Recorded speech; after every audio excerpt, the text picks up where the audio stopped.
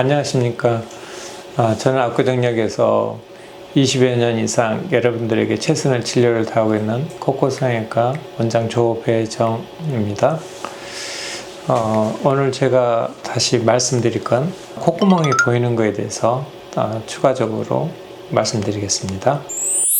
콧구멍이 보인다 해서 여러분들에게 말씀드릴 분류를 한다면 수술하지 않았을 때 콧구멍이 들리는 경우, 그런 경우는 코가 좀 짧게 성장했을 때, 그래서 코가 좀 짧아서 콧구멍이 앞이 보이는 거죠.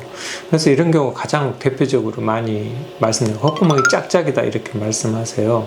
근데 짝짝이가 생기는 근본적인 원인은 좌우 얼굴 크기가 달라서 그러고 성장하는 축이 달라서 그래요. 한쪽이 더 심하게 성장하거든요.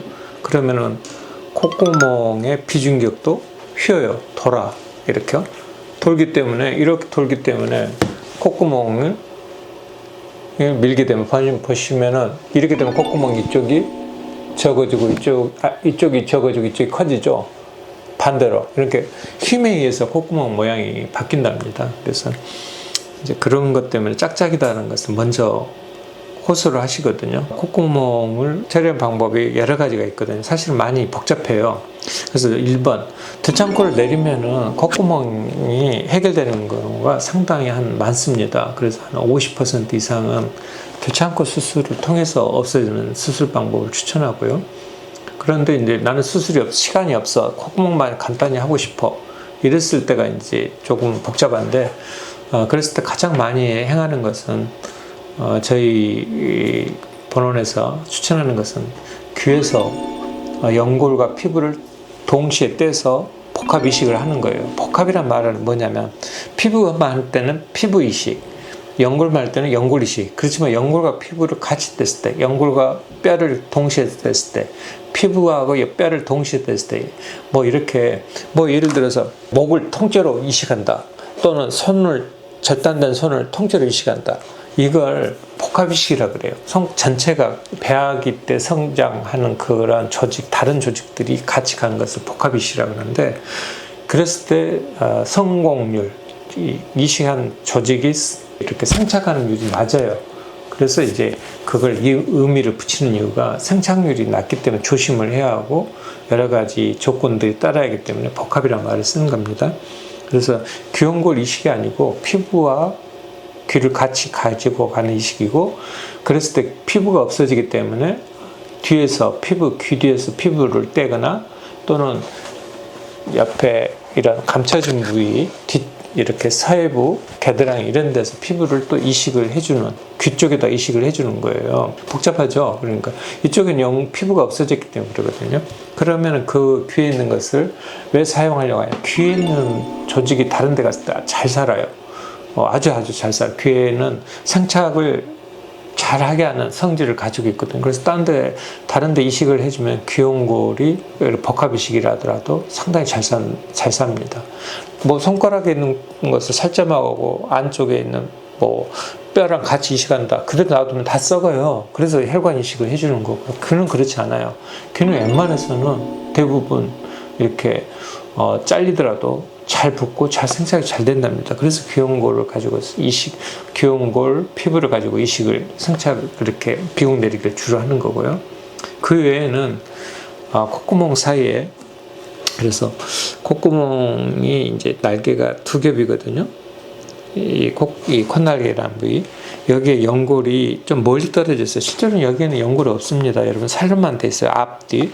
그래서 연골이 있는 부위 앞쪽에다가 우리가 이제 앞쪽에 복합 이식을 끼워 넣어주는 겁니다. 앞쪽에 점막 부위에 피부가 오게 하고, 그 다음에 안쪽에 연골이 오게 하고, 안쪽에 귀연골이 이렇게 오게 해서 끼워 넣어주는 거. 뺐으니까 바짓단 늘리기처럼 내려오는 겁니다. 그래서 늘린 만큼 피부가 늘어나겠죠. 원래는 이쪽에 있었던 피부가 이쪽하고 절개면에 다시 유착이 꼬면서 묶어줄 상황인데, 귀연골 복합이식이 들어갔기 때문에 이게 지금 여기까지 늘어난 거죠. 여기서 여기까지 이렇게 해서, 그러면 콧구멍이 내려온 듯하게 보인답니다. 그래서 귀연골 복합이식, 그게 가장 효과가 좋습니다.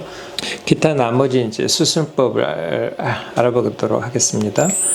기타 수술법은 이제 콧날개 이 부위를 커팅했을 때 한번 볼게요. 커팅을 해서 이 부위를 커팅했어요. 그래서 커팅해서 보면은 연골은 커팅하면 안쪽에 연골이 있겠죠. 여기에 이제 연골이 이렇게 와 있는 겁니다. 그리고 점막이 이렇게 덮이는 거고요. 조금 전에 비공 내리기에서 귀연골을 안 쓰면 그러면 어떻게 되는지요? 그래서 연골만 갖다 속에다 집어 넣어주는 거예요. 그냥 단순하게 연골만 앞에다가 끼워 넣어주는 거, 속부에. 그러면은 몸속에 뭐가 들어갔으니까 몸이 팽창하겠죠. 살이 찌듯이. 그러면 팽창을 하게 되니까 좀 늘어나겠죠. 그래서 좀 늘어납니다. 그래서 이게 좀 이렇게 좀 늘어나는 거. 효과는 좀 있지만 그래도 거의 미미하거든요. 귀연골을 대부분 쓰게 되고요. 그러니까 단점은 귀연골이 울퉁불퉁해지고 구부러지거나 뾰족해지거나 심지어 튀어나와요. 뾰족하게 뭐 이렇게 여러 가지, 그다음 빨개지기도 하고. 그래서 이런 것 때문에 나중에 제거할 때 피부에 탁 달라붙어서 귀연골이 잘 제거가 안 돼요. 그래서 상당히 많은 조직을 손상시키거든요. 이런 단점들이 있어요. 그래서 귀연골 저는 별로 좋아하지 않습니다. 자기가 제멋대로 자라요. 귀연골은 자라요. 왜냐하면은 연골막이 같이 들어있거든요. 우리가 이식하는 재료 중에서 유일하게 연골막이 같이 들어가는 귀연골입니다. 그래서 귀연골은 흡수 안 됩니다, 여러분. 그리고 자랍니다. 그 모양대로 구부러진 채로. 그래서 이제 그게 조심해야 할 상황이고, 빨개져요. 울퉁불퉁해져요. 여기는 굉장히 예민한 곳이거든요. 연골 대신에 이제 피부, 진피, 자기 거 신체 아니면 파는 거, 기증 이걸 피부로 써서 하는 거예요. 연골보다는 이제 미는 힘이 적죠. 그러니까 조금 덜 나오겠죠. 거의 미미하게, 아주 미세하게. 그래서 귀연골에 비해서 터무니없이 낮게. 그래서 연골이든 진피든 아주 미세하게 나옵니다. 그래서 그것을 좀 보완하고자 이제 코가 들린 거잖아요. 콧구멍이 이제 이렇게 구멍이 많이 보이는 거죠. 콧구멍 모양에서. 콧구멍 모양이 여기가 시커멓게 이제 많이 보이는 거. 콧구멍 옆에서 봤을 때예요, 여러분들. 그러면 콧구멍이 이쪽이 많이 보이는 거죠. 콧털도 보이고 이제 이렇게 많이 보이게 되면 이 콧날개를 위로 올려주는 거예요. 콧날개를 위쪽으로. 그러면 좀 덜 보이겠죠. 하지만 그것도 콧구멍이 많이 보인 상태에서 올라가면 옆에서까지 더 많이 보이게 되는 거예요. 이렇게. 그래서 그것도 코를 내리면서 이렇게 하지 않는 이상은 콧날개만 무조건 파서 위로 올리는 것은 좋지 않다. 두 번째는 그럼 콧날개도 걸고 여기도 들어가게끔 하는 거예요. 이제 이렇게도 하는 방법도 있다는 거. 그랬을 때는 그때는 케이스가 경우에 봐서 그게 가능한 사람 경우에 이렇게 한다는 걸 참고로 말씀드립니다. 그래서 비공 내리기는 근본적으로 들창코 수술을 추천을 하고요. 그렇지만 들창코 수술을 했음에도 나머지 50%에서는 여전히 비공이 내려오지 않기 때문에 그럴 때는 귀연골 복합을 하는 게 1순위입니다. 그렇게 해서 수술을 같이 해주시는 게 낫답니다.